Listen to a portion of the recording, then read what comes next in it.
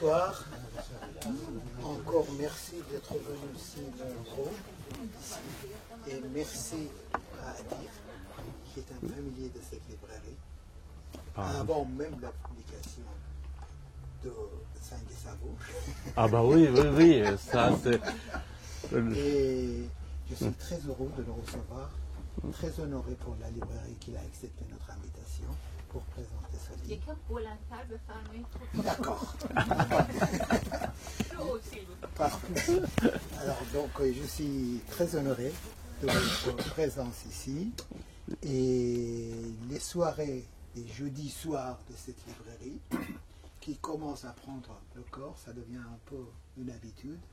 C'était une sorte de tentative pour essayer à donner un espace de réel pour le monde de livres qui devient de plus en plus numérique et virtuel. Et on s'est dit que vraiment le quartier latin est en train de mourir parce que ce réel ne commence pas à avoir son droit. Pas que les autres aussi ne veulent pas reconnaître ce droit-là, mais c'est un travail culturel. Ça dépend beaucoup des gens qui participent à ce genre de débat, la diversité. Heureusement, M. Nour Mohammadi, qui est à la librairie maintenant en charge, il fait tout ça avec les techniques, les débats ici. En général, pour différentes raisons, le public n'est pas présenté dans les images. Parce qu'il y a des... Je ne veux pas rentrer dans ces détails-là. Donc, les débats sont retransmis sur les différents réseaux sociaux. Après, il y a des vidéos qui sont diffusées sur YouTube et ça nous est arrivé d'avoir plusieurs milliers de visites et de retours, surtout à travers les pays qui est destiné. Le plus important, c'est que d'une certaine manière, j'ai senti que ça fait une certaine forme de continuité visuelle aussi pour les gens, de se sentir qu'ils ne sont pas seuls, que le débat continue. Donc ce soir, j'espère qu'il y aura aussi des amis en Afghanistan, en Iran, dans l'ensemble du monde persanophone qui voient ça. Le principe ici chez nous, c'est que pour chaque livre, même si le tort est très bien connu, on dit 2 questions à répondre. D'abord, en présentant le livre, pourquoi ce livre et c'est quoi ce livre?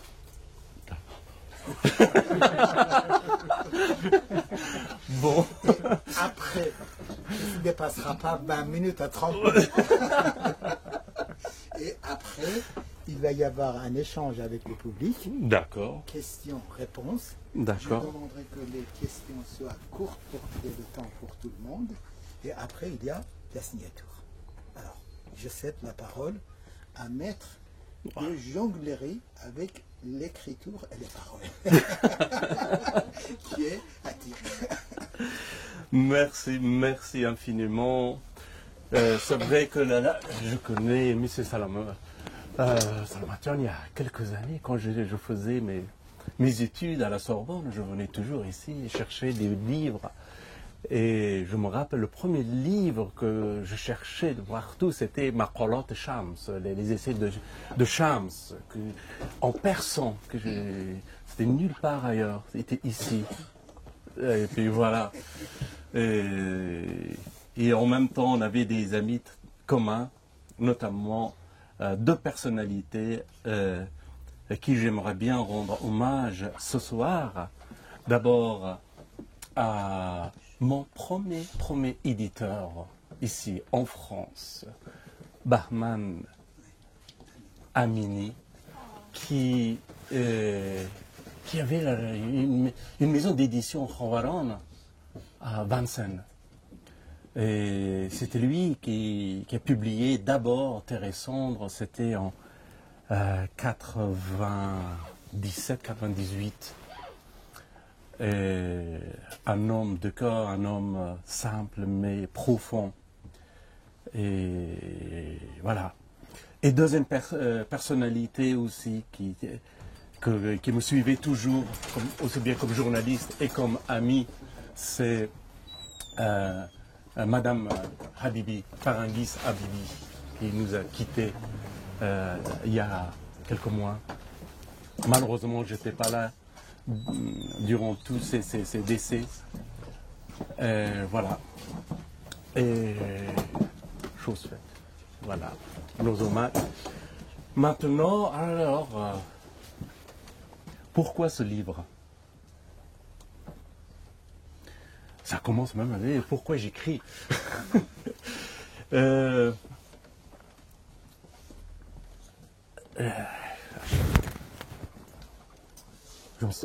Lorsqu'on se lance à l'écriture, on ne se pose jamais la question pourquoi.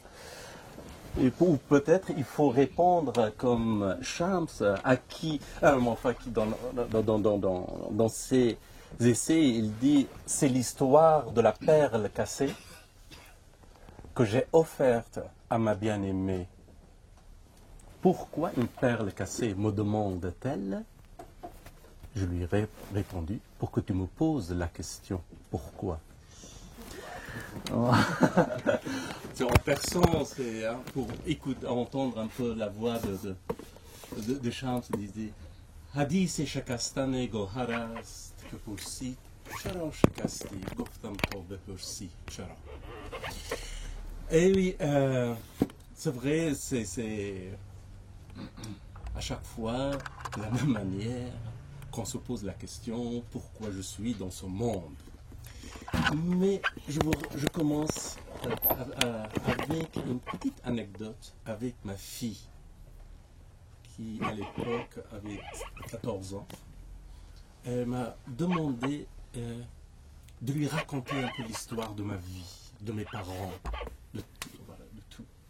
C'est vrai que j'avais une famille assez particulière, très engagée, un père monarchiste, un frère communiste, une sœur féministe, une mère très mystique, etc. Et tout ça, ça fait que dans notre vie, il y a eu beaucoup de drames, de tragédies, des morts, etc. D'emprisonnement. Et je lui ai raconté tout ça pendant 2-3 heures. Et à la fin, j'étais presque en larmes. Et elle, avec ses yeux, son regard, innocent, me regarde. Elle me dit, papa, c'est formidable. Je pleurais et tout ce que je te raconte, tu dis que c'est formidable. Elle m'a dit une chose extraordinaire. Elle dit, papa, tu as au moins quelque chose à me raconter. Et oui. En effet, d'un seul coup, ma vie n'avait plus le même sens. Je crois qu'en effet, la vie pour un écrivain, si je suis un écrivain, je sais pas, mais peut-être il faut écrire en 2 mots. C'est quoi, c'est la vie, ça devient une sorte de matière, rien d'autre. Et on constate aussi à un moment donné que cette vie,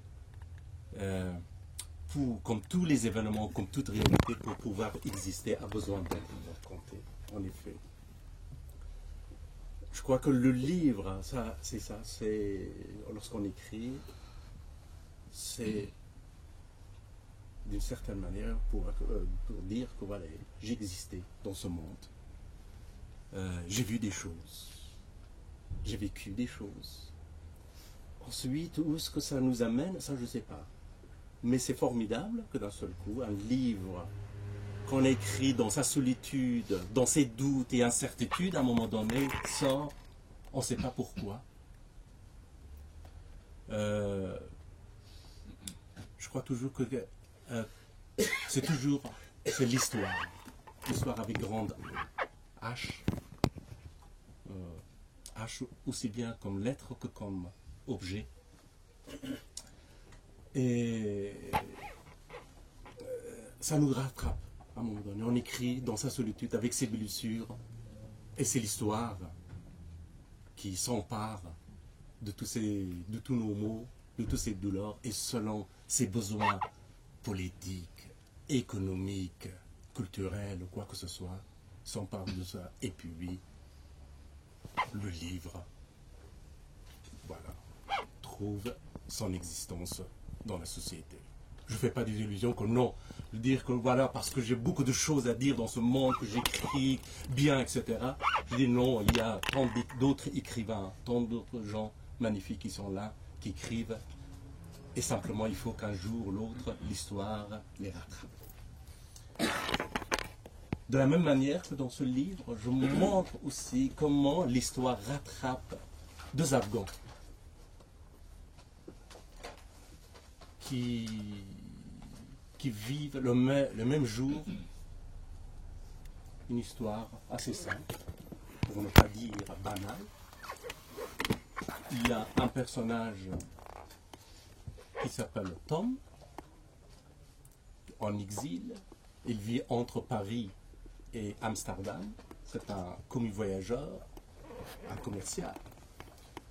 Et il est sur le point de quitter sa femme pour commencer une autre vie avec une autre dame, enfin une jeune fille à Amsterdam. Et de l'autre côté, en Afghanistan, à Kaboul, un simple porteur d'eau aussi vit une histoire étrange. C'est que il commence à avoir un sentiment très bizarre à l'égard de sa belle-sœur, la femme de son frère, qui est partie, peut-être en Iran ou ailleurs, on ne sait pas. Et que lui, petit à petit, il a une étrange sensation. Mais comme il n'a pas de mots, c'est un homme illettré,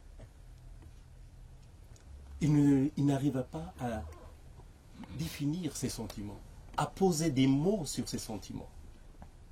Et petit à petit, grâce à un Indien, parce qu'à Kaboul il y en a pas mal, il découvre que c'est ce trouble sentimental, ce trouble qui est en lui, ce trouble qui n'arrive pas à nommer, ce n'est rien d'autre que l'amour. Pourquoi il parlait de ça, pourquoi écrire ce livre? Justement, c'était une réflexion sur cette idée. Est-ce que l'amour-sentiment, l'amour-passion peuvent exister sans littérature, sans mots? Je n'ai pas de réponse. Et alors que de l'autre côté, Tom, à vrai dire, lui qui s'appelle Tamim, mais suite à sa naturalisation en bon français, il a changé aussi de prénom, devenu Tom. Lui, c'est quelqu'un qui a fait ses études ici en France, qui a des mots à poser sur ses sentiments, arrive à définir l'amour. Voilà. Il est là et il ne cesse de gloser sur ses sentiments, sur ses doutes et incertitudes. D'ailleurs, c'est un jeu aussi avec son prénom. Si vous inversez le prénom Tom, ça devient mot, bien sûr. Donc, c'est un personnage, lui est un personnage de mot. Et, sauf que le personnage, Youssof, le porteur d'eau à Kaboul, lui, il vit sans qu'il sache la naissance du sentiment amoureux. Et Tom, lui, il vit la déchéance d'une histoire d'amour. Donc, voilà, la naissance et la fin de l'histoire d'amour. Comment ça se passe? Et à travers Tom aussi, évidemment, une autre question importante qui se pose, c'est l'amour en exil. Est-ce que l'exil influence notre comportement, nos sentiments?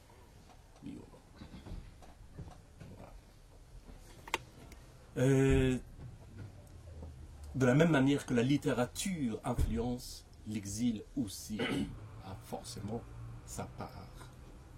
Mais comment? Ça, il faut lire le livre, non? Et par contre, ces deux histoires simples, banales, comme deux faits divers, arrivent le jour où les talibans détruisent les deux grands Bouddhas de Bamiyan. Alors, la question pourquoi? ce jour, je rassemble toutes ces histoires, c'est le 11 mars 2001, d'abord parce que je voulais rendre hommage à ces deux statues. Ces deux statues qui représentaient pour moi vraiment l'identité d'Afghanistan pré-islamique, bon, de la région. Ces deux Bouddhas représentaient aussi cet art magnifique qui était créé dans cette région, qui est l'art Gandhara, l'art gréco-bouddhique, qui était aussi, ça faisait partie de notre identité. Mais j'ai pas voulu raconter, historiquement parlant, l'histoire de ces deux Bouddhas, tout simplement parce que je ne suis pas historien. Et deuxième chose, c'est que pour moi, c'est déjà les dates. Le 11 mars explique beaucoup de choses. Et puis les deux Bouddhas aussi. En fait, les rapports entre ces deux histoires, ces trois histoires, la grande histoire, qui est la destruction du Bouddha, la défaite qui, pour moi, représente la défaite de l'histoire, et deux petites histoires de deux Afghans, ils n'ont aucun rapport direct. Et ce rapport, ce lien entre ces trois histoires ne sont pas un rapport de cause à effet, ce qui perturbe peut-être certains de mes lecteurs et mes lectrices, parce qu'on cherche toujours, lorsqu'il y a plusieurs histoires, on cherche le rapport. Le rapport de cause à effet, les rapports narratifs, dans une logique narratologique, etc., etc. Alors, rien de tout ça. Hein. Soyez simples, deux histoires qui n'ont rien à voir et ne se croisent jamais. C'est aussi simple que ça. Dans la vie où ça arrive, on voit le même jour, il y a des milliers, des millions, un milliard de personnes qui vivent et leur destin ne se croise jamais. Mais, d'une manière métaphorique, oui, bon, lorsque je les écris. Voilà. Et tout simplement, ce qui est métaphorique et ce qui les rassemble, non seulement le temps qui est le 11 mars, d'ailleurs, pourquoi le 11 mars? D'ailleurs, ce qui est arrivé, mais sachant que les talibans avaient détruit les deux Bouddhas le 8 mars, c'est-à-dire journée internationale des droits des femmes. Mais ils ont annoncé le 11 mars, 6 mois avant le 11 septembre. Donc, il y a ce double langage face à cette histoire, et puis les deux. Donc, il y a une sorte de réflexion sur le double. Tout est double dans ce livre aussi. Donc, deux histoires, et même Tom il a deux personnalités. Il y a Tamim, l'Afghan, et puis Tom, c'est Tamim naturalisé, ou comme on dit dans la langue française, empaillé, en bon français. Voilà. Et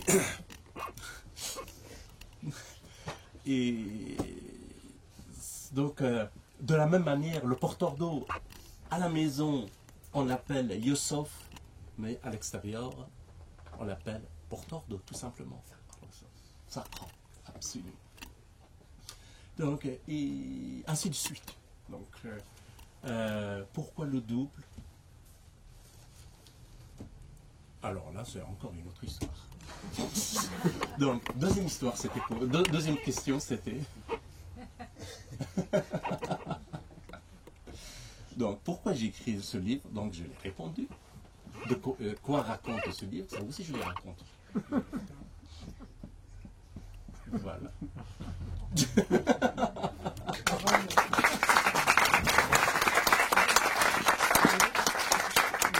sais pas si j'étais clair ou non. Oui.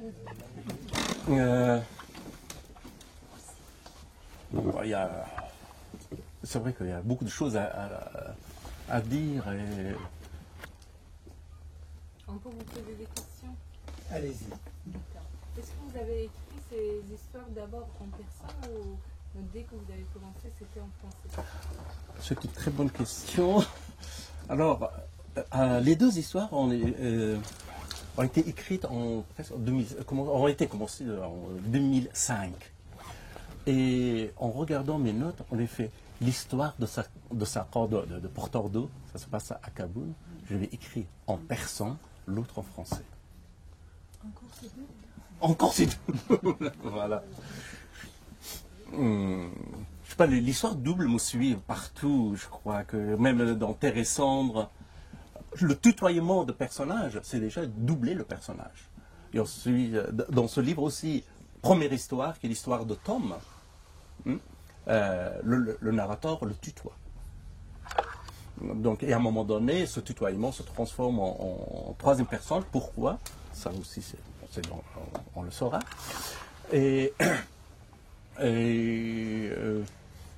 Oui, et puis dans le retour imaginaire, j'en parle clairement de ce double, parce que le retour imaginaire, c'est l'histoire de mon retour en Afghanistan après 18 ans d'exil. C'était en 2002, pardon, janvier 2002.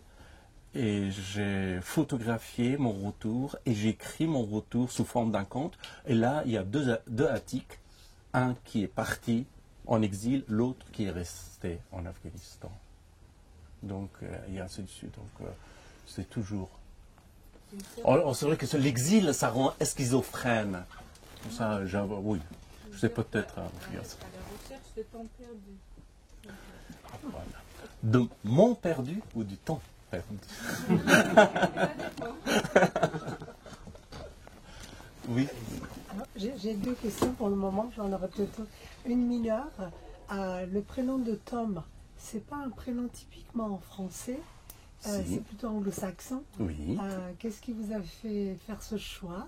Oui. Et la deuxième question, c'est évidemment, c'est volontaire de votre part de n'avoir pas fait se croiser les destins de ces deux histoires. Oui. Ou le devenir. Et c'était exprès. Oui, Vous l'avez oui, fait oui, tout à oui, fait consciemment.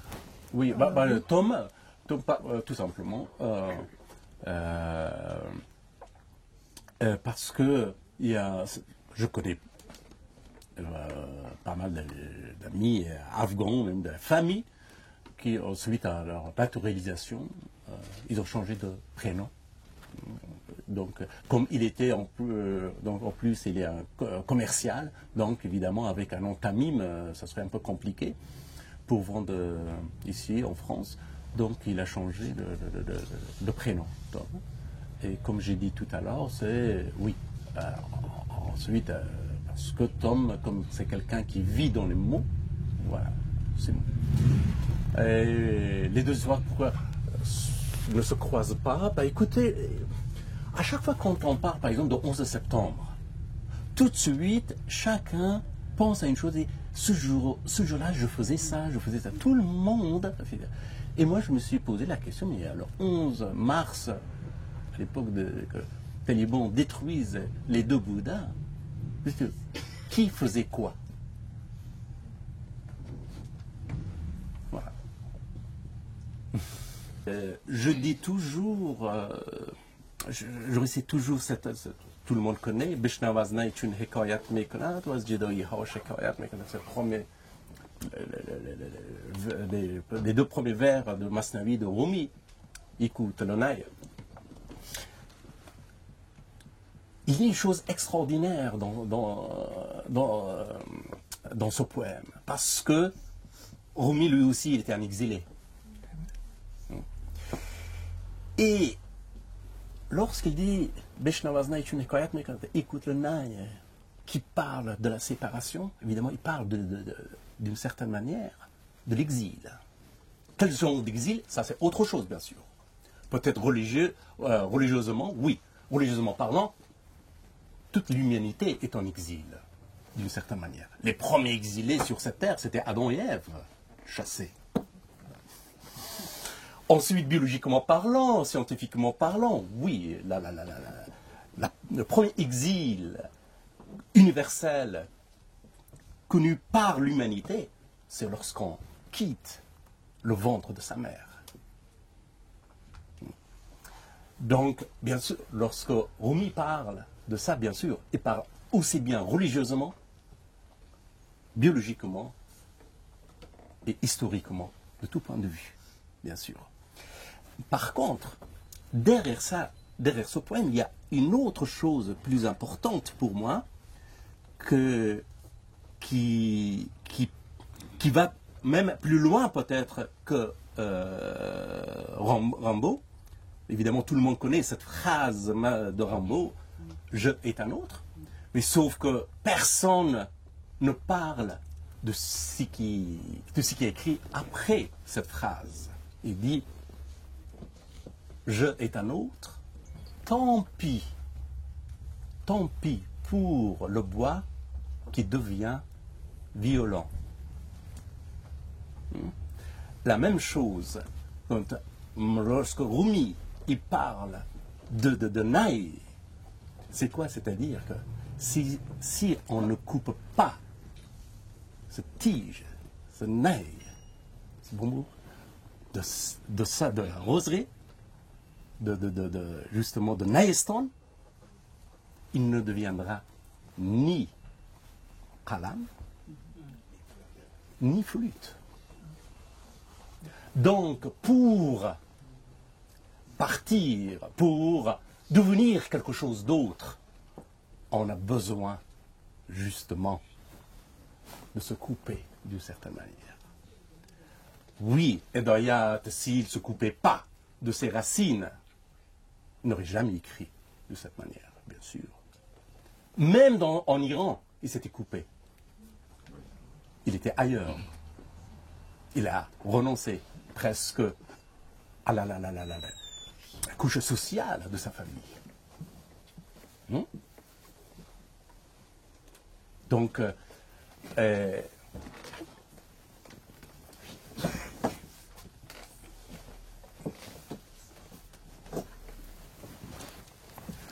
voulez dire, vous pouvez être dans votre pays, mais vous êtes exilé. Aussi, ouais, bah écoutez, le moment où vous prenez le naï, vous commencez à écrire, vous êtes en exil. Le livre, Maurice Blanchot, dans son livre magnifique, Espace littéraire, il dit des choses extraordinaires. Il dit la parole est errante. En effet, la parole est errante. Il était en exil, toujours. Sa terre d'asile, c'est le livre.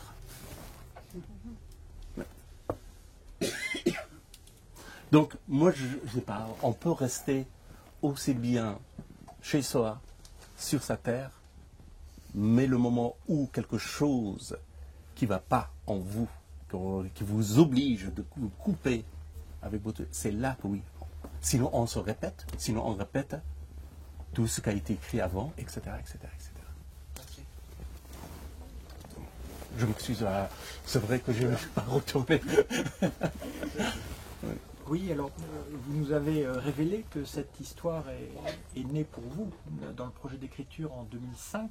Oui. Alors qu'est-ce qui s'est passé dans l'intervalle? Alors, en intervalle... Si vous pouvez nous dire quelques secrets sur votre moi, je laboratoire.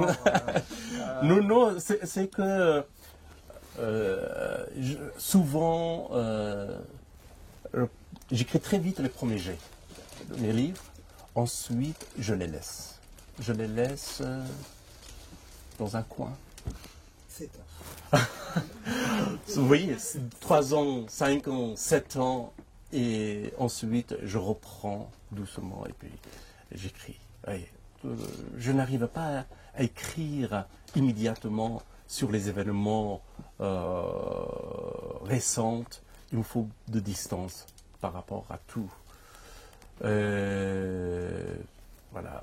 Oui, Appelfeld disait une chose extraordinaire, il disait que la littérature,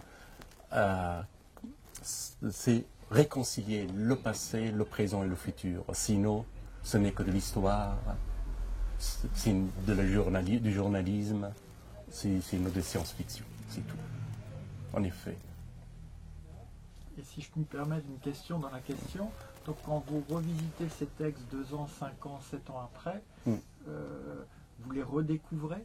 Ah oui. Voilà. Même de temps à autre, j'ai l'impression que c'est que quelqu'un d'autre a écrit, bien sûr. Et heureusement. Heureusement. Et comme je tiens toujours un carnet, et à chaque fois quand je me replonge sur mes notes d'antan, et puis je me parle, je m'analyse, je dis mais qu'est-ce qui s'est passé? Pourquoi j'ai écrit ça, etc., etc. Oui, toujours. Et bon, en ce qui concerne, après le premier jet des porteurs d'eau, évidemment, j'ai sorti un film. Ensuite, j'ai écrit Moody sur Dostoïevski, Saint-Exupéry, Pierre de Patience, entre-temps. Et puis, etc. Donc, oui. Oui. Une question qui n'a pas directement en rapport avec le livre, mais j'ai vu que vous avez tourné un film au Rwanda, et je voulais savoir pourquoi vous étiez intéressé à la question du Rwanda, et quel rapport ça pouvait avoir avec votre œuvre littéraire. Non, avec mes œuvres littéraires, mais avec moi-même, si. Tout simplement parce que c'était, encore une fois, voilà, même le film, ce film que j'ai fait, c'est un film adapté d'un livre d'une écrivaine rwandaise, Scholastique Mugasonga, son livre s'appelle Notre-Dame du Nil, qui a eu le prix Renaudot en 2012. Mais par contre, elle aussi parle des événements de 1973. C'était les prémices de génocide. Mais d'abord, le projet m'a été proposé par une maison de production, d'abord. Mais ensuite, pourquoi j'ai accepté? Parce que je voulais aller en Afrique, je voulais découvrir l'Afrique centrale, mais je cherchais toujours un projet. Je ne voulais pas aller comme touriste. Donc ce projet tombait très bien. Et autre chose aussi, en ce qui concerne Rwanda, c'était en 1994. L'horreur à cette époque, pour moi, avait deux visages. Le génocide rwandais et la guerre fratricide afghane. Mais c'était ce moment où les Moudjahidines avaient pris le pouvoir. Les talibans, en 1994, les talibans entraient aussi dans le sud d'Afghanistan et gagnaient les terrains, petit à petit. Donc, je voyais ces deux drames, ces deux tragédies, toujours. Voilà. Je crois que c'est ce moment-là. Et puis, chercher, oui, et voir aussi ailleurs, si toutes ces horreurs, toutes ces fratricides qui existent en Afghanistan, comment ça se passe ailleurs aussi. Je voulais savoir un peu. Voilà. Ah ben non, il y a une chose. Ça, c'est clair et net. Si moi, je n'étais pas un Afghan, bien sûr, si je ne venais pas d'Afghanistan, si je n'étais pas du tiers-monde, et si, justement, si voilà, l'histoire ici, à ce moment précis, n'avait pas besoin d'un Afghan, évidemment, mes livres ne seraient jamais publiés. C'est ça, il faut reconnaître. Mais c'est... Tout le monde dit la chance ou quoi que ce soit, etc. La chance, c'est quoi? C'est être au bon moment, au bon endroit. Tout simple. Mais il y a une chose plus importante. Il faut avoir quelque chose à offrir à cet endroit et à ce moment-là. Si vous n'avez rien, ça ne sert à rien d'être au bon endroit, au bon moment. Je suis un grand fan de votre film Rockstar Pop. Merci pour votre présentation.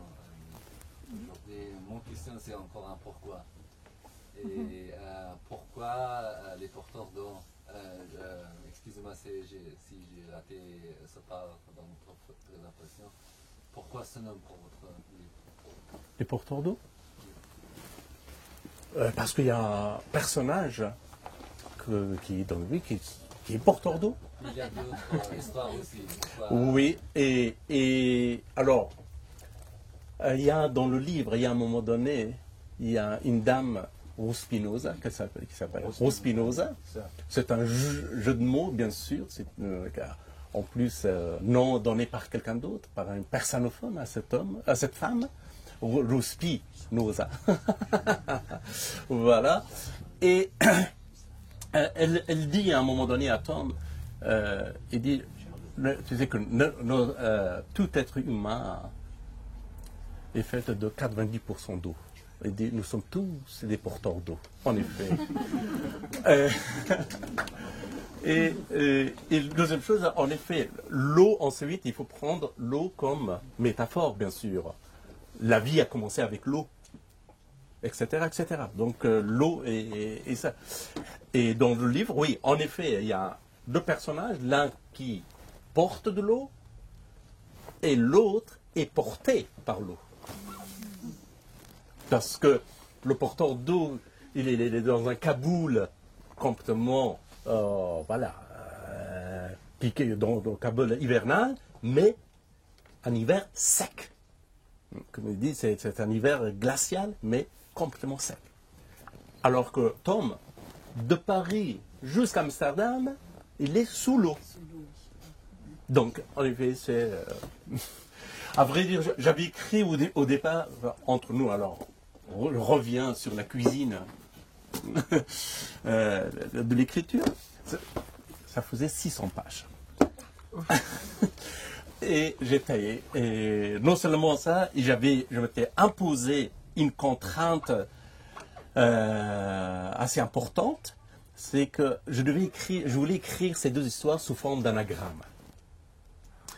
Les deux histoires étaient racontées au départ avec le même nombre de mots et avec les mêmes mots.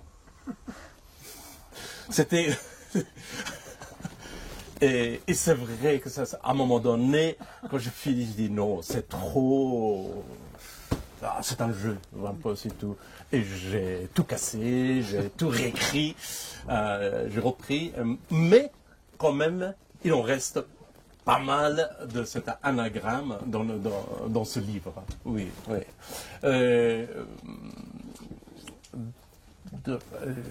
Oui. Pourquoi vous avez choisi Amsterdam? Est-ce qu'il y a une relation entre votre Amsterdam et Amsterdam de la chute de Camus? Alors là, c'était quand j'étais à Amsterdam et je suis allé dans une librairie.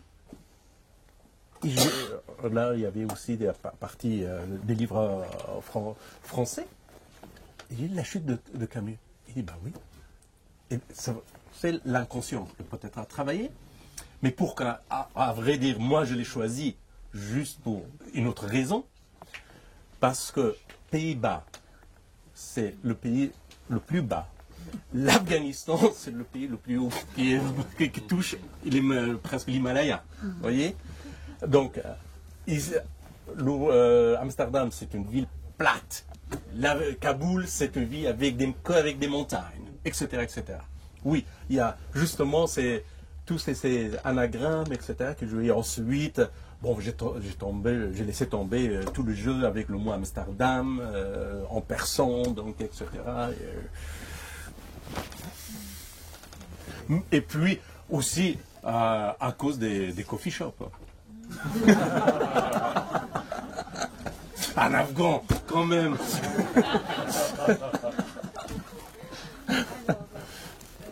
Alors, John, j'aimerais vous poser une dernière question, peut-être. Je retourne sur le livre. Sur l'influence de regard des Afghans en exil sur la perception de l'amour à l'étranger. Mm-hmm. Parce que moi, j'ai échangé énormément avec mes amis quand on était nouveau en France.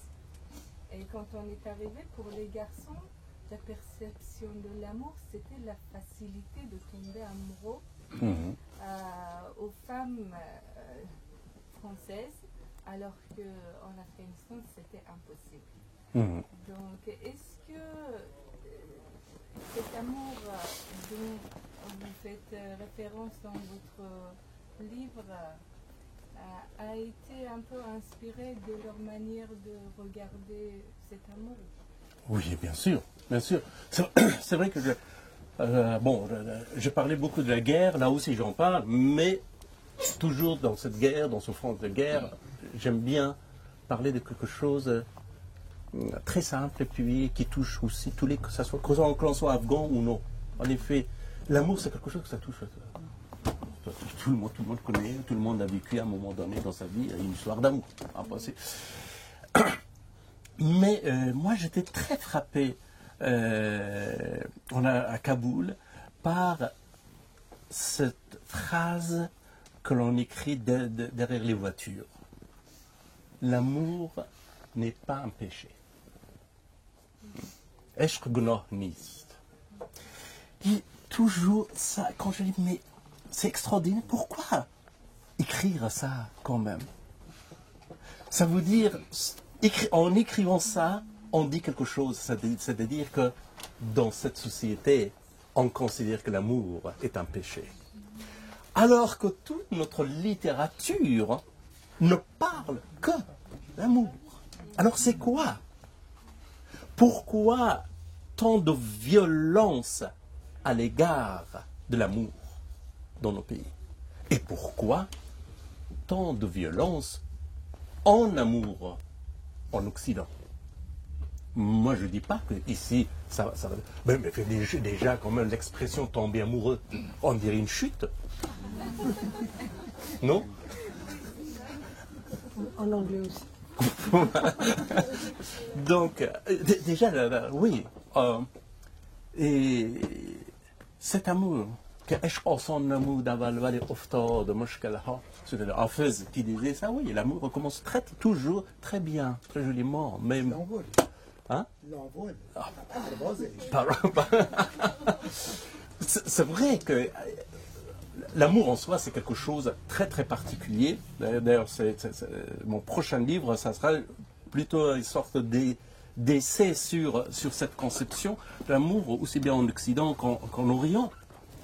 Ici, évidemment, c'est chez nous, notamment en Afghanistan, je ne peux pas parler d'autres pays, bien sûr, il y a cette violence à l'égard de l'amour. Et puis ici, pourquoi dans l'art notamment, l'amour et la violence sont très liés. J'ai fait, il y a 3 ans, une journée de musée. Je suis allé d'abord à la Pinakothèque, donc voir l'expo des miniatures sur les Kama Sutra. Ensuite, il y avait l'autre expo de estampes érotiques japonaises. Et après-midi, musée d'Orsay sur Sade. Donc. C'était la totale. La totale, absolument. Et c'est assez étrange quand même. Donc, de voir de l'Est à l'Ouest comment l'amour est perçu, notamment. Donc, ici, oui, bien sûr, l'amour, en plus, on a plusieurs sortes d'amour, bien sûr. Il y a l'amour érotique, puis l'amour spirituel, et puis l'amour tout court entre deux êtres, que d'ailleurs, moi, dans la langue française, je parle un mot que j'avais trouvé dans les textes du XVIIIe siècle, mais que le puritanisme du XIXe siècle avait complètement banni, c'est le mot aimance. Que j'ai l'impression que c'est très joli par rapport à l'amour. L'amour est devenu très galvaudé. Mais aimance, voilà. Donc, et je parle de cette aimance. En effet, et encore, Rumi avait dit une chose extraordinaire.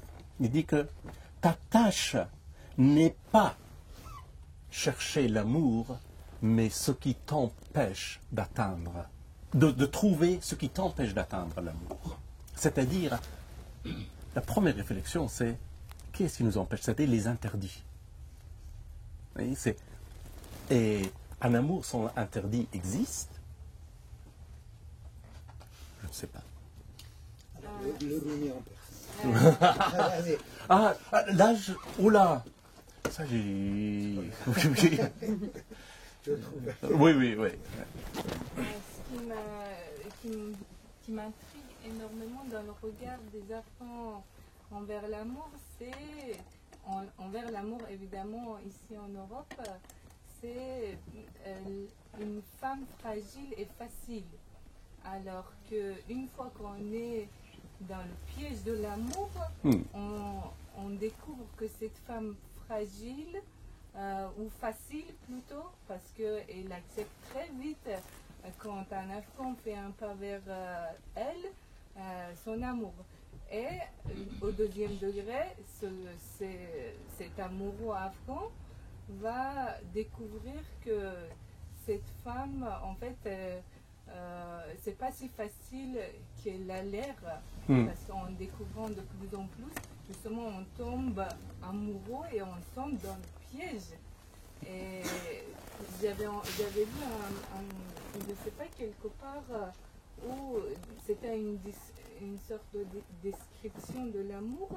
Quelqu'un avait dit tu es mon amour et mon terreur à la fois. Ouais, là, ça même dans Duras parlait de ça. Enfin, je crois que l'amour fait peur.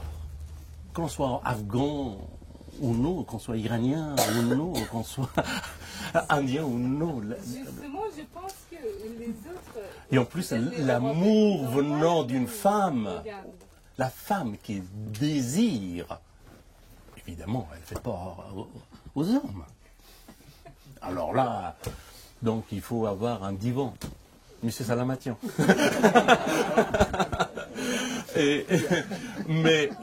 Mais la conception, on revient sur la conception de l'amour, et puis regardez, déjà en persan, hein, pour dire faire l'amour, qu'est-ce qu'on a? Eshbozi. Ça veut dire jouer l'amour. Mais... Non.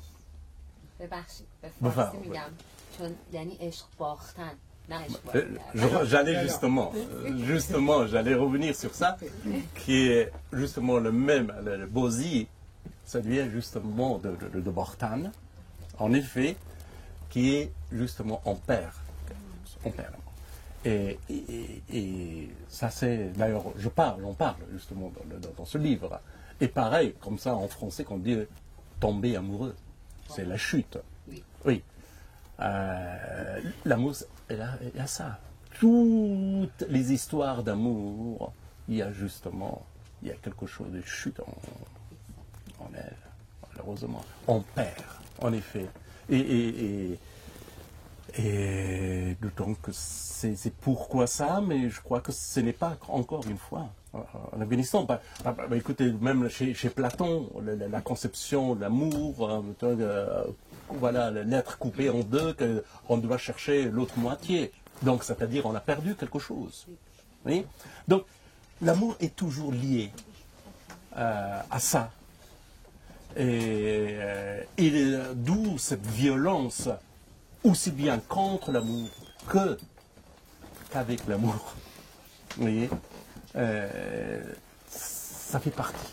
Ça fait partie de ce jeu que l'on a mis amour. Et sinon, sans ça, c'est... Bon, ça, comme dit Duras, ça fait mal. Mais mon Dieu, que c'est beau.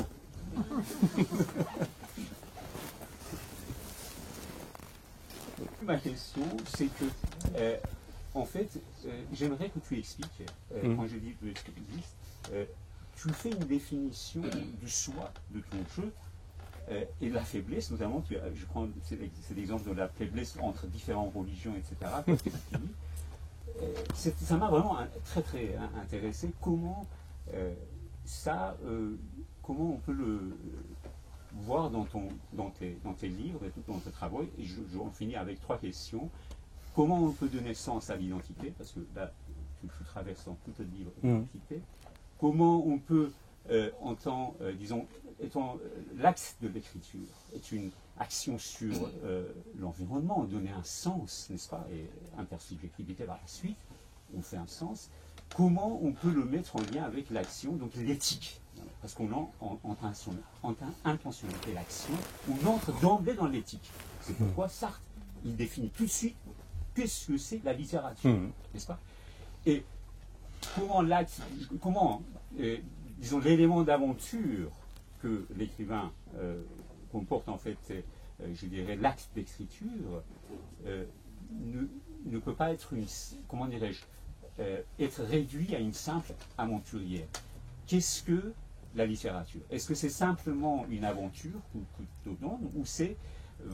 ou ça devient une simple aventure, ou cet élément d'aventure cherche, comment dirais-je, aussi à se définir et donner un engagement? Écoutez, dès le début, justement, je parlais de ça, que, en fait, toute réalité, tous les événements, toutes les pensées, tous les sentiments, pour pouvoir exister, a besoin d'être racontés. Si ce n'est pas raconté, même quelque chose qui arrive aujourd'hui, mais d'ici quelques années, si cet événement n'est pas écrit, ça n'existe pas. Pour moi, c'est l'écriture d'abord, c'est ça. Ensuite, la littérature, eh bien, ça c'est pour moi complètement autre chose. Je crois que d'abord, Aristote, ensuite, on a repris, mais chacun à sa manière, qui dit que, oui, tout art n'est pas le reflet d'un monde réel, mais d'un monde possible. La littérature, comme tous les autres arts, à mon sens, c'est la description d'un monde possible. Et cette possibilité humaine, en effet, l'homme, de par son essence, est un être faible. On est très faible. Le moment où on est devenu humain, justement, on est devenu faible. Et si cet être faible est devenu intelligent, c'est juste parce qu'il était faible, parce qu'il n'arrivait pas, comme les autres animaux, de s'adapter à son environnement. Donc, il fallait changer son environnement, son profit. Et les animaux n'ont pas besoin de chaussures. Nous, on en a besoin. On a besoin des vêtements. Et c'est parce qu'on n'arrive pas à s'adapter. Donc, on change en permanence notre environnement à notre profit. Notre intelligence, pour moi, ne voit rien plus que les cornes d'une vache. Bon, voilà. Choubac aussi, j'ai trouvé deux œuvres de Choubac, ça s'appelle Choubac, c'est Sang et Sabou. Oui. Je ne sais pas si tu l'as lu. Oui, j'ai trouvé beaucoup de ressemblances d'ailleurs d'un certain égard. Et puis il y a un autre livre qui dit Le singe qui a perdu son maître. Oui, oui. Le singe qui a perdu son maître, quand il est égaré, son maître est mort. Le singe dont le maître est mort. Le maître est mort, il est libéré. Mais il est égaré. Donc, voilà, en effet, c'est notre faiblesse qui nous permet, et si on essaie de raconter des histoires, c'est juste pour nous protéger. Je crois que la discussion pourrait durer encore longtemps. Et ça sera avec plaisir. Je suis vraiment dur et cruel pour couper la discussion comme ça. Merci encore. Merci.